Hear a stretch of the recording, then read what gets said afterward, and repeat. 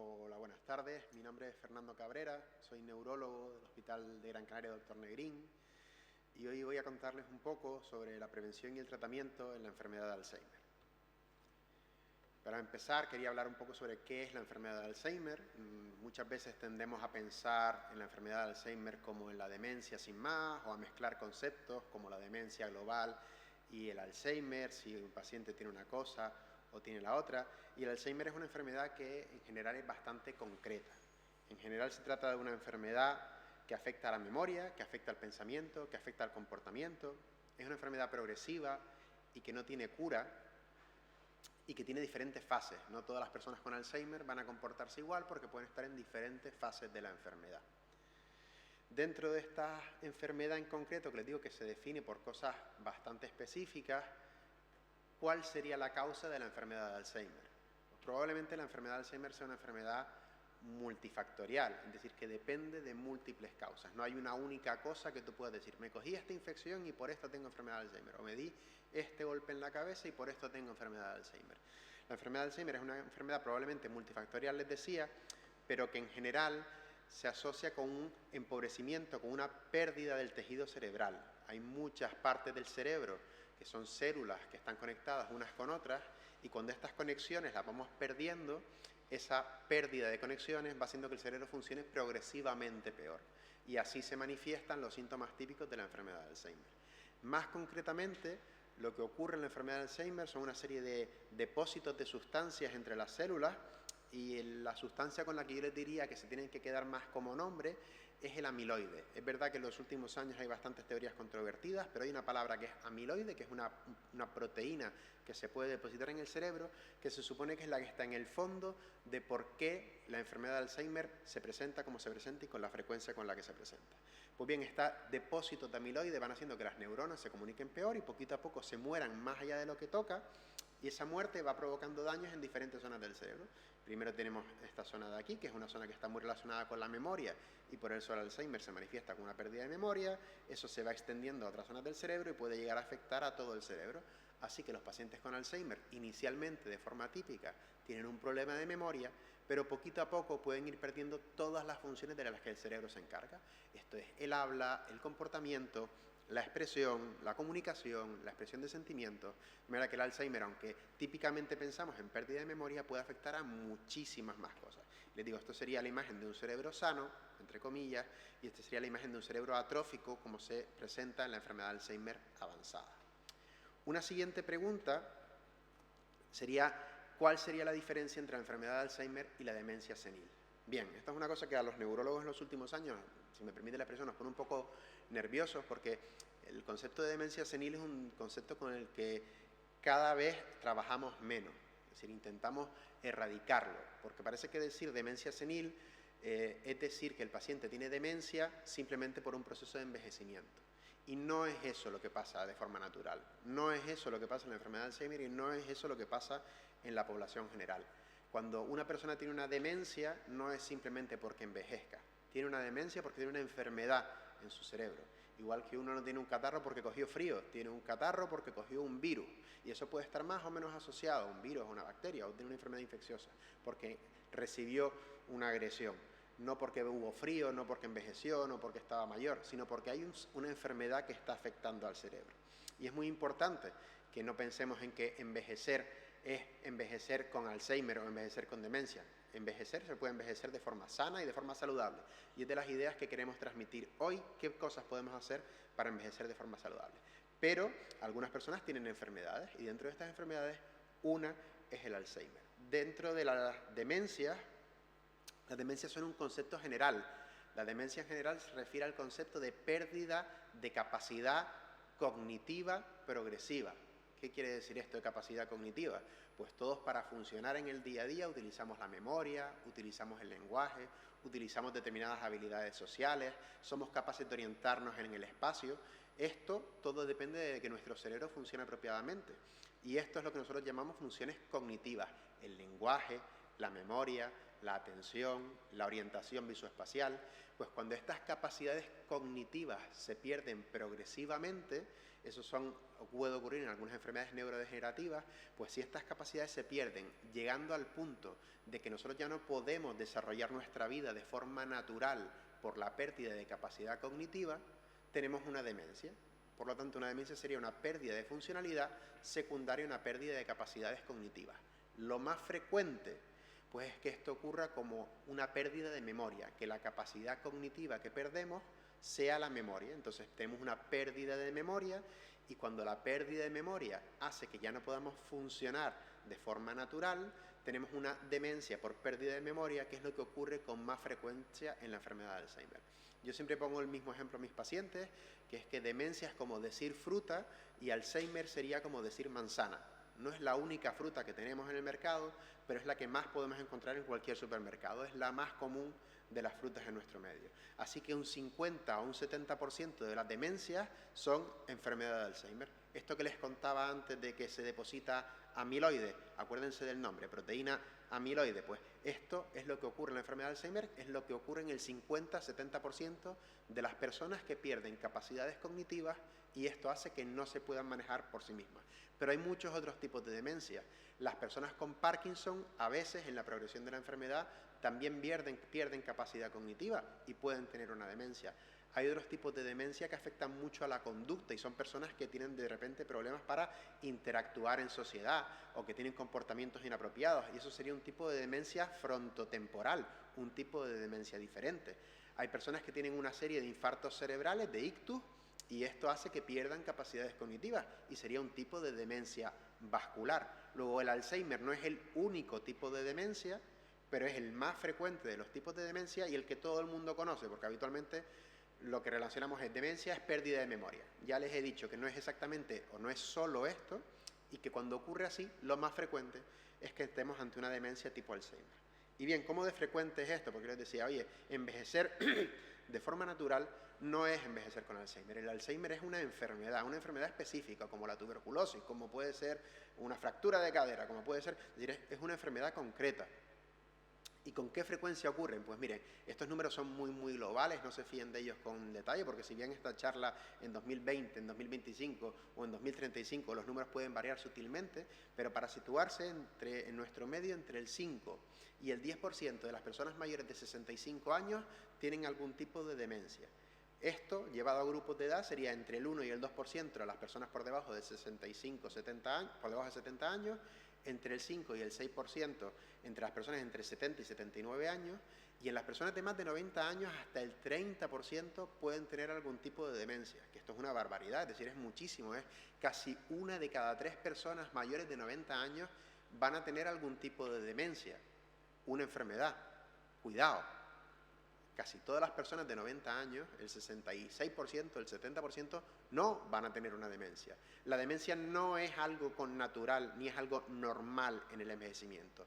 Es una situación de enfermedad y, como todas las enfermedades, podemos pelear y luchar para no desarrollarlas y prevenirlas de alguna forma, y es lo que ahondaremos después. ¿Cuáles son los primeros síntomas que ocurren en la demencia tipo Alzheimer o en la enfermedad de Alzheimer? Pues lo que todo el mundo tiene en la cabeza, la pérdida de memoria. En realidad es un tipo de pérdida de memoria bastante concreta. Si me permiten rápidamente, no utilizamos el cerebro como un bloque de hormigón que funciona para todo, sino que el cerebro está más o menos especializado por áreas en algunas funciones. Y ustedes son capaces de intuir que su cerebro, para sumar 2 más 2, no utiliza las mismas regiones que utiliza para recordar cuál es la capital de España. Y yo les añado que su cerebro no utiliza exactamente las mismas regiones ni los mismos procesos para recordar cuál es la capital de España o para recordar cuando ustedes conocieron a la persona con la que tienen una relación establecida, ¿vale? Entonces hay diferentes tipos de memorias por las que nosotros recordamos palabras o conceptos, lo que se llamaría memoria semántica, y después hay memorias de episodio de nuestra vida, lo que se llama memoria episódica. Ustedes recuerdan un cumpleaños, el último cumpleaños que vivieron o que celebraron con su familia, pues lo recuerdan, pero ponerlo en palabras igual le va a costar. Pues en el Alzheimer el tipo de memoria que más se afecta es la memoria episódica, precisamente quizá la que más nos duele, la que más nos identifica, cómo recordamos nuestra vida, cómo nos hemos relacionado. Entonces, típicamente perdemos memoria episódica. y típicamente perdemos más la memoria más reciente que la memoria más antigua, de manera que se establece un gradiente antiguo-moderno, y es muy típico que los pacientes nos cuenten en la consulta, mira, es que se acuerda perfectamente de las cosas que hicimos hace 5 años, pero no es capaz de recordar lo que comió esta mañana. Es una característica bastante típica de la enfermedad de Alzheimer esta presentación. De manera que los pacientes tienen dificultad para aprender y para recordar cosas y dificultad para planear cosas porque eso requiere un funcionamiento más elaborado del cerebro. ¿Y cómo evoluciona esto en el tiempo? Porque les decía, inicialmente la enfermedad de Alzheimer afecta a una zona del cerebro más concreta y después se va extendiendo a otras zonas del cerebro. Así que al principio afecta más a la memoria y poquito a poco puede ir afectando a otras funciones cerebrales. En esta gráfica vemos en el tiempo el desarrollo de la enfermedad y vemos cómo inicialmente las fases preclínicas, es decir, antes de tener síntomas, ya están ocurriendo algunas cosas en el cerebro, después empiezan los síntomas leves, después empiezan los síntomas moderados y después empiezan los síntomas severos. Esto es un proceso de muchos años de evolución. Se dice que los procesos de la enfermedad de Alzheimer, esto que yo les decía del amiloide que les nombraba antes, pues los procesos que dependen de las proteínas amiloideas pueden empezar entre 10, 15 o 20 años antes de que los pacientes empiecen a tener síntomas. Mira que estos son procesos muy largos. Y en el proceso de la enfermedad, pues a veces ocurren situaciones en las que el paciente empeora mucho y después vuelve a mejorar un poquito. Y vuelve a empeorar mucho y vuelve a mejorar un poquito. Pero siempre vamos a tener una tendencia, por desgracia, al empeoramiento progresivo.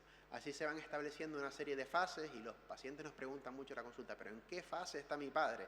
Miren, para nosotros la fase no es algo que sea súper relevante, a nosotros nos interesa más cuál es la situación clínica real del paciente, el otro es un número que asignamos, pero bueno, las fases iniciales de la enfermedad serían una fase GDS3, y poquito a poco las fases 4 y 5 son las fases en las que más habitualmente vemos a los pacientes en consulta, y los pacientes en GDS, en fase 6 y fase 7, ya son pacientes que tienen demencias avanzadas y que muchas veces están confinados al domicilio, sobre todo en la fase 7. Así que la enfermedad de Alzheimer empieza siendo como una pérdida de memoria episódica y en la progresión vamos perdiendo otras funcionalidades hasta volvernos completamente dependientes. Una pregunta clásica que ocurre en las consultas, sobre todo cuando los pacientes vienen con sus familiares, es ¿pero esto es una enfermedad genética? Es decir, ¿es porque la haya tenido mi padre, la voy a tener yo? Bueno, ya les he dicho que la enfermedad de Alzheimer es una enfermedad muy común en nuestra población. De manera que si ustedes tienen muchos familiares longevos, que envejecen mucho, es muy probable que en su familia haya varias personas con enfermedad de Alzheimer. Y no por esto quiere decir que ustedes la vayan a heredar, pero sí que es verdad que hay aproximadamente un 1% que se hereda en la enfermedad de Alzheimer, como se hereda, por así decirlo, el color de los ojos. ¿Vale? Hay un 1%, es decir, es muy poquito de la enfermedad de Alzheimer, tienen una enfermedad de Alzheimer autosómica dominante, que se llama. Hay algunos genes que están vinculados a eso y sobre todo pensamos en esta situación cuando tenemos una enfermedad de Alzheimer de inicio por debajo de los 55 años. Esto es un Alzheimer de inicio en una persona joven. Y una vez que tienes la enfermedad, pues la siguiente pregunta que nos hacen mucho en consulta es, bien, ¿y cuánto dura una enfermedad de Alzheimer? ¿Cuánto tiempo le queda a mi padre o cuánto tiempo vamos a convivir con esta enfermedad? Es un tiempo súper variable.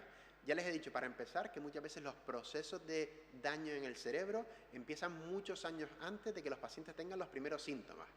Pero desde que los pacientes tienen los primeros síntomas y somos capaces de desarrollar la enfermedad, si quieren un número, pues a partir de los 10, 15 años, dependiendo de cuáles sean los cuidados globales, cuál es el entorno social del paciente, a qué acceso a fármacos tenga o no tenga, sería una duración media para la enfermedad de Alzheimer. Así que vamos a tener que más o menos tendremos un curso muy variable, entre 3 y 20 años, ya ven que es un arco de números enorme, pero que en general se estima un pronóstico entre 8 y 10 años desde el diagnóstico hasta el fallecimiento. Muchas veces nosotros tardamos tiempo en diagnosticarlo porque el paciente empieza a tener algunas quejas y esas quejas van a más y después mejoran y luego vuelven a empeorar.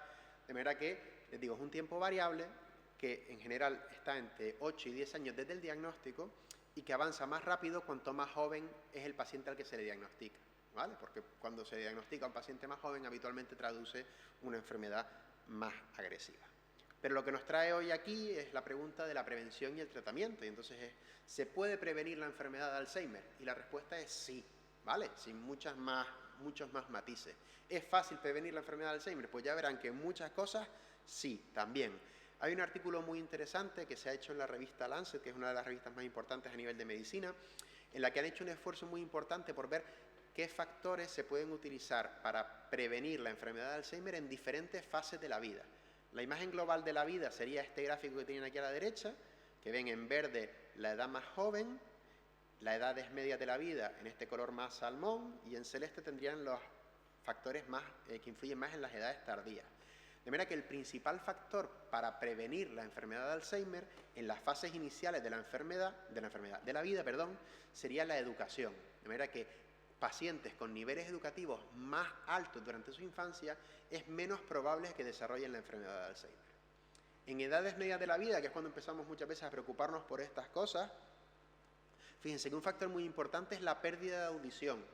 Hasta el 7% de las demencias tipo Alzheimer se podrían prevenir corrigiendo la pérdida de audición, porque la pérdida de audición conlleva un aislamiento social probablemente, y esto conduce a que los pacientes manifiesten más síntomas.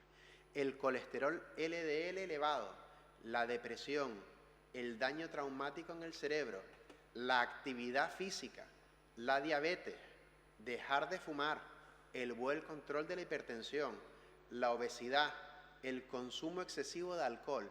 Ven que al lado de cada una de estas palabras hay un numerito. Pues se supone, con este artículo, la conclusión a la que llegaron es que corrigiendo cada una de estas cosas podríamos prevenir el 7%, el 3%, el 2%, el 2% o el 1% de las demencias tipo Alzheimer. De manera que el control del ejercicio físico, el control de la diabetes, el cese del hábito tabáquico, el control de la hipertensión, de la obesidad, corrige porcentajes importantes del riesgo de tener Alzheimer. ¿Quiere decir esto que no lo vas a tener? No, quiere decir que si vas controlando todas estas cosas, puedes disminuir tu probabilidad de tener enfermedad de Alzheimer. Y en edades más avanzadas, el aislamiento social es casi el más importante. Les decía, quizá va a veces de la mano con la pérdida de audición, que puede provocar aislamiento social, pero en general el aislamiento social va a ser un factor que nos puede ayudar, es decir, si corregimos el aislamiento social podemos prevenir hasta un 5% de enfermedad de Alzheimer en edades avanzadas.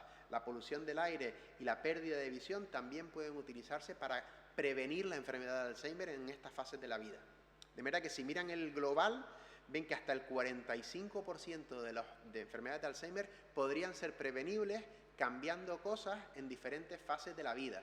La educación en las fases iniciales, el colesterol, la hipertensión, la obesidad, el tabaco, el alcohol, el ejercicio físico. Hay un montón de cosas que tendremos que hacer en edades medias de la vida para prevenir enfermedad de Alzheimer, y en edades avanzadas de la vida también podemos hacer cosas para prevenir la enfermedad de Alzheimer. Les digo, hasta el 45%, es casi la mitad del Alzheimer, podría evitarse si somos capaces de corregir estas cosas, que a veces son pequeñitas, aunque no son fáciles de corregir. Les digo, casi la mitad de los factores podrían corregirse y nunca es demasiado temprano, tan pronto como la edad infantil, para empezar a educarnos más, y nunca es demasiado tarde, tan tarde como en edades avanzadas, para corregir el aislamiento social o la pérdida de visión, como para prevenir y reducir el riesgo. Y ahondando un poquito en esta idea, a veces nos preguntamos, ¿es cierto que las personas que han desarrollado a lo largo de su vida actividades intelectuales tienen menos posibilidades de desarrollar la enfermedad de Alzheimer? Pues mire, si se fijan, que ya les dije antes que los niveles educativos son un factor que puede utilizarse para prevenir la enfermedad de Alzheimer, mira que educarte mucho, llegar a niveles educativos altos, se ha asociado a una menor incidencia, es decir, a una menor presencia de enfermedad de Alzheimer. Pero ¿cuánto de importante es esto? Miren, si se fijan en esta gráfica que tenemos, uno sería el riesgo normal. Todo lo que está hacia la izquierda es disminución de riesgo de tener enfermedad de Alzheimer hasta la mitad que tendríamos aquí, reducir el riesgo de enfermedad de Alzheimer a la mitad. De manera que si tenemos a pacientes con nivel educativo bajo y desarrollo en el trabajo de poca dificultad, pues el riesgo es 1. Si tenemos nivel educativo bajo, pero el desarrollo en el desempeño de nuestro trabajo es más o menos complejo y obliga a nuestro cerebro a estar resolviendo tareas complejas, el riesgo empieza a disminuir.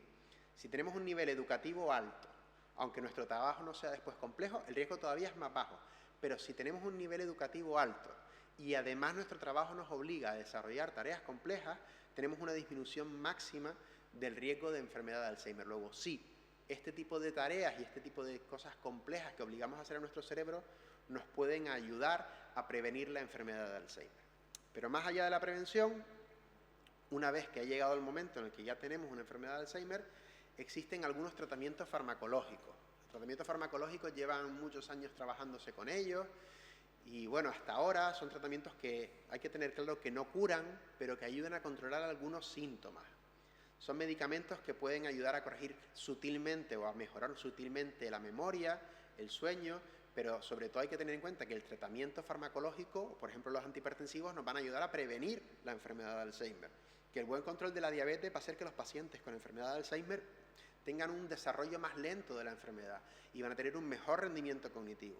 Habría que tener en cuenta que estos tratamientos farmacológicos pueden ser muy diversos, pero los tratamientos más específicos dirigidos para la enfermedad de Alzheimer a día de hoy en el mercado, insisto, a día de hoy en el mercado, hoy estamos a 21 de mayo de 2025, pues a día de 21 de mayo de 2025 en España, los tratamientos que tenemos disponibles son el donepezilo, la ribastigmina, la galantamina y la memantina.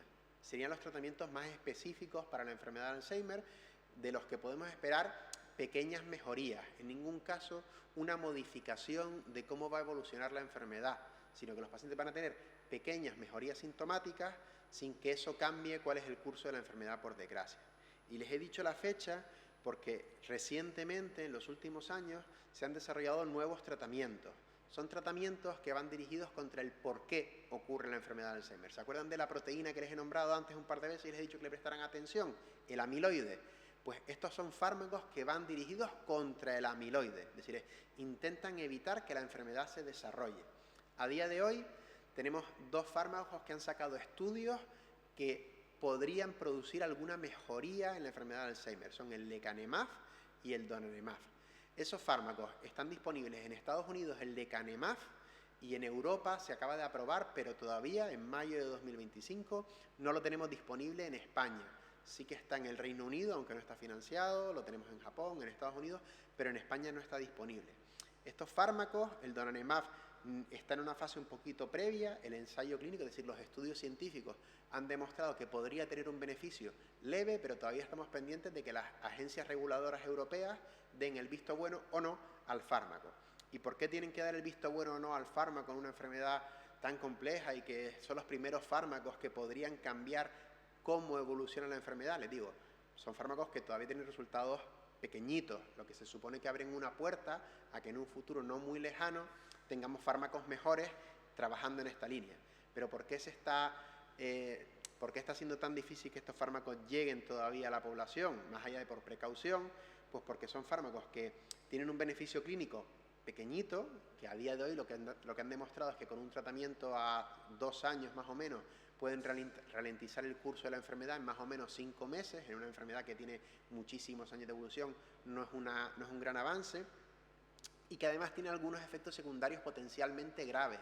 Provocan, como por así decirlo, pequeñas inflamaciones en zonas del cerebro que no suelen ser graves, pero que en algunos pacientes pueden ser graves. Y además requieren hacer un montón de pruebas a los pacientes, de manera que no solo son fármacos que potencialmente tienen algún efecto secundario grave, no solo son fármacos caros como todos los fármacos nuevos, sino que además van a obligar a hacer posiblemente un montón de pruebas que no tenemos disponibles, con lo cual va a ser difícil que estos fármacos lleguen por ahora de forma súper extensa a la población. ¿De acuerdo? O sea que son fármacos que están aquí, pero que quizás nos representan más un futuro cercano que una realidad de presente, por lo menos en nuestro medio a día de hoy.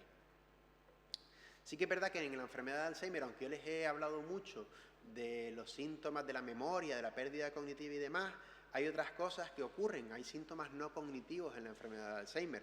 Uno de los que más preocupa habitualmente a los familiares es el manejo de la agresividad, la agitación.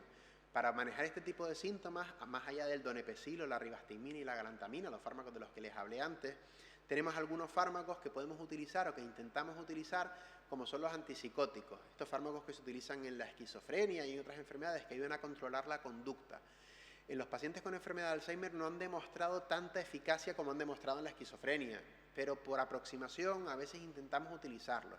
Hay que tener cuidado, porque estos fármacos en el perfil de paciente con enfermedad de Alzheimer, que habitualmente tiene más edad y más complicaciones generales de salud, son fármacos que pueden ser más peligrosos y pueden tener efectos secundarios más graves, provocando incluso a veces la muerte de los pacientes. De manera que son fármacos que la eficacia no está tan claramente establecida, son los recursos que tenemos y muchas veces los utilizamos porque son los únicos recursos que tenemos, pero que hay que utilizarlos con precaución y no se debe abusar de ellos. Además, los pacientes con deterioros cognitivos, con demencia tipo Alzheimer, pueden tener depresión y ansiedad. Les decía, los anticolinestéricos, el donepezilo, la ribastigmina y la galantamina, de los que hablé antes, serían los fármacos de primera línea, pero también se pueden utilizar antidepresivos, como se utiliza en cualquier otra persona que tenga una depresión. Y además, algo que ocurre con mucha frecuencia en los pacientes con enfermedad de Alzheimer son los trastornos del ritmo del sueño, de manera que tienen insomnio, se levantan por la noche, caminan, se agitan, se pierden, se caen. y tenemos que intentar controlar eso. De nuevo, hay que tener cuidado con los fármacos que utilizamos para el control del sueño, porque puede provocar sedación y que el paciente al final se levante y se caiga por la noche. En general tendemos a evitar las benzodiazepinas, que son los fármacos que se utilizan, por desgracia, con más frecuencia en la población general para dormir, por así decirlo vulgarmente. E intentamos utilizar la melatonina o la trazodona. La trazodona es un antidepresivo que se ha visto que provoca sueño sin demasiada sedación y lo utilizamos bastante para el control del insomnio. Lo que va a ser muy importante en el tratamiento de la enfermedad de Alzheimer son los tratamientos no farmacológicos. Así como los tratamientos farmacológicos yo les he dicho que tienen sus potenciales efectos secundarios y beneficios más o menos pequeñitos, los tratamientos no farmacológicos tienen muy poquitos efectos secundarios y sí que han demostrado buenos niveles de eficacia. Así la estimulación cognitiva, es decir, obligar al paciente a trabajar con la cabeza, por así decirlo, va a ser positiva. La actividad física adaptada tiene muchos estudios que dicen que tiene efectos positivos en los pacientes con enfermedad de Alzheimer. Establecer rutinas diarias estructuradas para que el paciente no tenga que tomar decisiones todo el rato, sino que buena parte de las decisiones vengan de forma automática. Hay terapias basadas en la música, en el arte, en el contacto con animales, terapias de reminiscencia.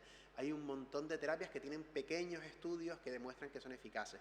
Pero en general la estimulación cognitiva, es decir, es obligar a la cabeza de los pacientes, obligar a la cabeza de las personas a mantenerse activas, que no sea bueno, pues ya está, el pobre tiene una demencia y como esté en una demencia lo dejamos. Pues no. Precisamente como tiene una enfermedad, pues lo que hay que hacer es volcarse en qué podemos hacer para que la enfermedad vaya lo más lento posible. Entonces, la actividad física y la estimulación cognitiva son aspectos que son fundamentales. Actividad física y cognitiva, les digo, desde cosas más o menos sencillas como jugar a las cartas, jugar al dominó, lo ideal es que haya programas estructurados, guiados por profesionales, que nos digan qué tipo de estimulación cognitiva le viene mejor a nuestros familiares. Pero estos recursos, por desgracia, no siempre están disponibles y con frecuencia son caros.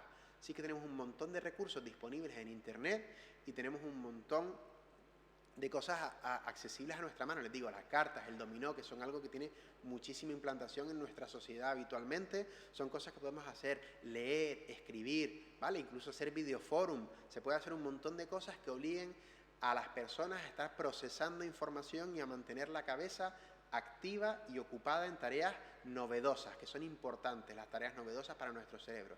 Enfrentarse a retos es bueno para nuestro cerebro y lo obliga y lo ayuda a mantenerse sano. La actividad física regular es absolutamente fundamental.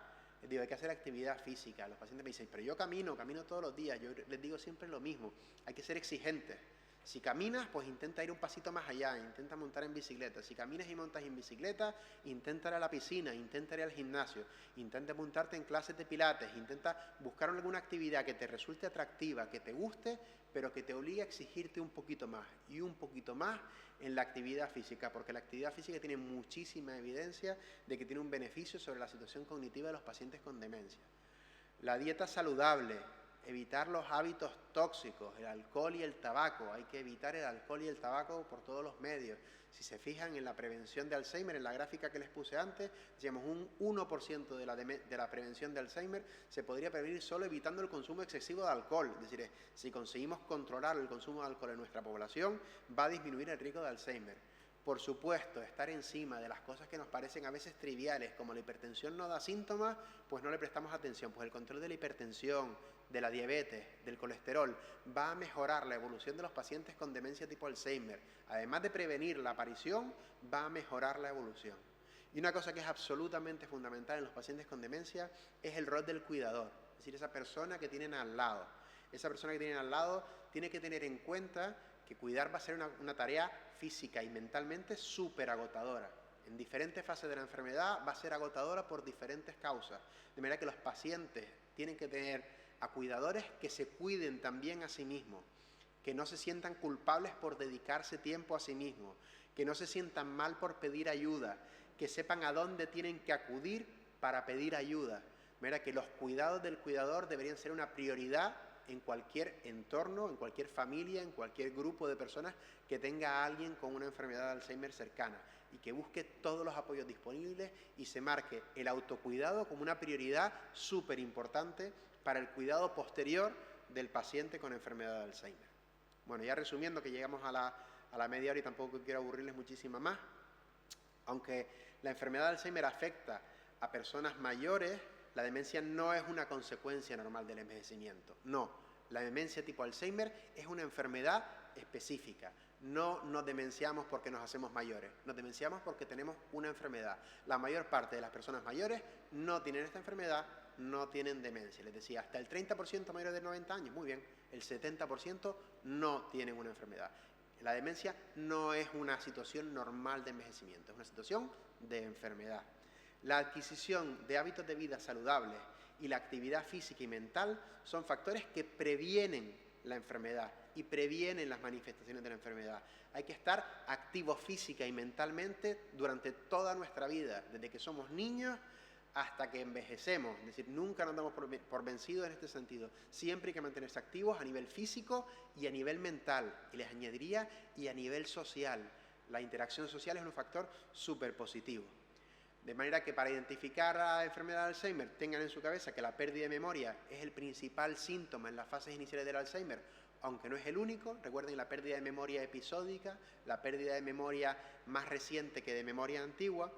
Y bueno, como líneas de esperanza, tenemos tratamientos que están muy cerca de cambiar cómo nos enfrentamos a esta enfermedad, pero que todavía a día de hoy no son una realidad. Esperamos que pronto se conviertan en una realidad, pero todavía nos queda un poquito más, hay que tener un poquito más de paciencia y hay que seguir ganando tiempo. Para eso, insistirles, estimulación física y ejercicio cognitivo son situaciones absolutamente fundamentales en el envejecimiento normal para evitar un envejecimiento patológico. Muchísimas gracias y nos vemos en el futuro.